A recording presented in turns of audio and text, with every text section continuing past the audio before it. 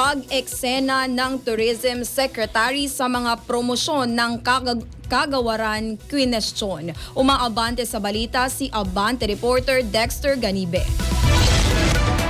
Harap-harapang kwestyon ni Senator Rapi Tulfo ang mistulang pag-promote ni Tourism Secretary Cristina Frasco sa kanyang sarili sa halip ng mga tourism destination sa bansa. Sa pagdinig ng Senate Committee on Tourism na pinamumunuan ni Senator J.B. Ejercito, sinabi ni Tulfo na nababash na ang kalihim sa pinaggagawa niya tuwing nag-iikot sa iba't ibang lugar sa bansa. Mariin namang tinanggi ni Frasco ang self-promotion.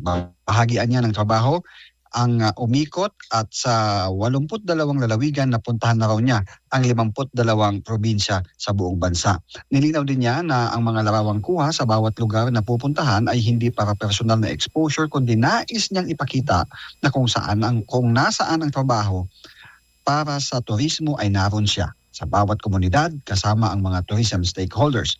Kung ituan niya ang pagnanais ng mababatas na ikukonsidera niya ang hindi na pagbisita o pagpapalabas ng mga coverage sa mga pupuntahan niyang tourist destination. Pero paglilinaw ni Tulfo, tungkulin ng kalihim ang bumisita sa mga tourism destination sa bansa bilang kalihim, pero iwasan niya na mas i-promote ang kanyang sarili para sa mga promotional materials ng kagawaran.